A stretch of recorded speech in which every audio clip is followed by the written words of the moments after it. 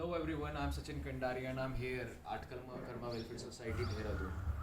Karma Welfare Society is an organization which is working in the field of de-addiction and helping people to recover by such activities like yoga, meditation, sports and counseling.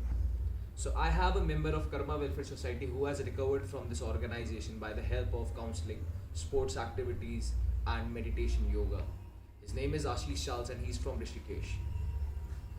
1.5 years ago, he was a man who was fully disorganized because of alcohol.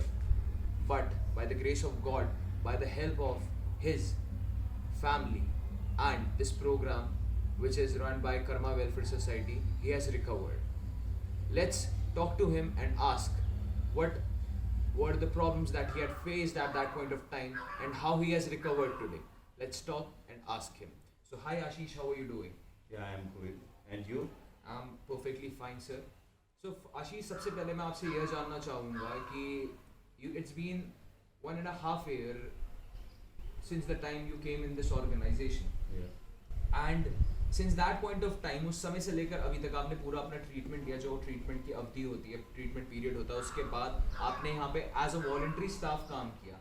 And about 1.5 years पूरा का पूरा time spend करने के बाद आपने उसके बाद home visit आपने अप्लाई करा होम विजिट के लिए और आप होम विजिट गए. आप करीबन 1 हफ्ते पहले अपनी होम विजिट से आए हैं sir. So I would like to know after visiting your home, after going to your home, what were the feelings you got? What was your mental state? What was your thought procedure at that point of time when you faced your family members after 1.5 years after this treatment? What were the problems? What were the happiness moments? Could you just give me a little description of that? Yeah. जी ज़रूर Sachin. After a long time I went to go my home and first I saw my daughter after a long time and that moment is very special for me. मतलब मैं उसे शब्दों में आपको बताना किस तरीके से बता पाऊँगा आपको, क्योंकि जब मैं घर में गया आपने तो सबसे पहले मैंने अपनी बेटी को ही देखा. उसके बाद मेरी मदर फादर, उनके चेहरे पे जो स्माइल थी बहुत ही, मतलब उस शब्द को मैं किस तरीके से आपको बताना चाहूँ कि मतलब मुझे बहुत अच्छा लगा उस वक्त, जो उनकी निगाहों में मेरे लिए रिस्पेक्ट थी. और मतलब जब मैं अपनी बेटी से मिला ना तो सबसे पहले उसने जब मुझे हग किया और जिस तरीके से उसने मुझे टाइटली होल्ड किया था, वो मेरे लिए बताना बड़ा मुश्किल हो रहा है सचिन, लेकिन मतलब शब्दों में क्या बताऊँ मैं आपको, लेकिन मैं फिर ये बताना चाहूँगा वो अद्भुत था मेरे लिए वो.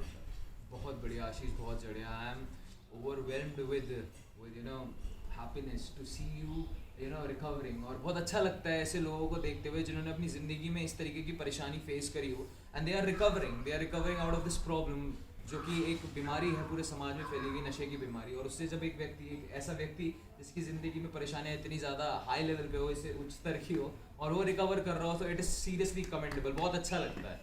So, Ashish ji, one more question that I would like to ask you, sir. What were the factors which are responsible? Which were the factors which were responsible at that point of time, जब आपको recovery में चलने का आपका चुनाव बना, आपका विचार बना, क्या क्या वो चीज़ें थी जिन्होंने आपको रिकवरी के रास्ते पे चलने के लिए, नशा मुक्ति के रास्ते पे चलने के लिए प्रेरित किया? जी ज़रूर बताना चाहूँगा सचिन मैं आपको.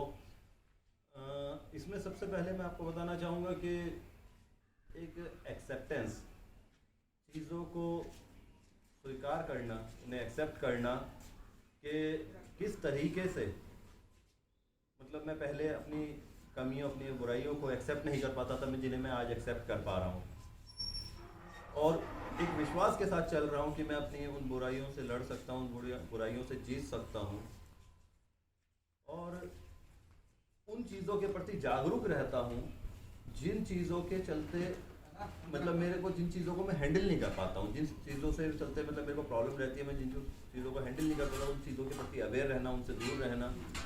वो किस तरीके से, वो इस तरीके से जैसे कि मैं प्रोग्राम में जो चीज़ें सीखी हैं, जैसे कि जो प्रोग्राम में सिखाई जाती थी, meditation, yoga, gymming, sports like volley, football, TT etcetera, इन सब चीज़ों में अपने आप को एंगेज रखता हूँ जिससे चलते मतलब मैं अपने आप को, मेरे को ये माइंड को डाइवर्ट करके एक सही राह पे चलने में मेरे को मदद करती है। बहुत बढ़िया आशीष। आशीष ने बताया कि किस प्रकार से वो अपने क्वालिटी टाइम स्पेंड करते हैं स्पोर्ट्स द्वारा, एक्टिविटीज़ द्वारा, योग द्वारा, ध्यान द्वारा, साथ साथ में स्पोर्ट एक्टिविटीज़, वॉलीबॉल यहाँ का आपने बताया था आपका स्पोर्ट है बहुत अच्छा।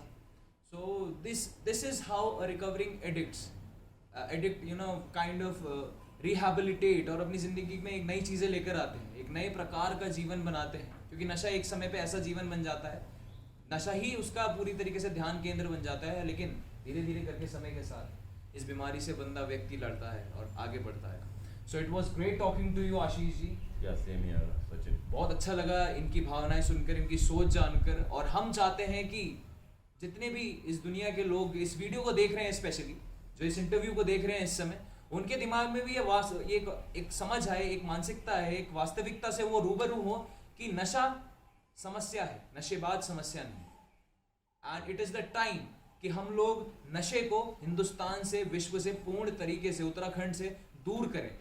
बिकॉज हमारा चुनाव ही रिस्पॉन्सिबल है, जिम्मेवार है हमारी जिंदगी के लिए। So it's the time to say no to drugs. बिल्कुल आशीष जी, बिल्कुल सचिन। सो देखा आपने किस तरीके से एक अच्छी लाइफ जी सकता है एक नशेबाज। अब आगे हम आपसे अगले सेगमेंट में मिलेंगे, अगले सेशन में मिलेंगे। Till that time, this was Sachin Kandari from Karma welfare society. जय हिंद।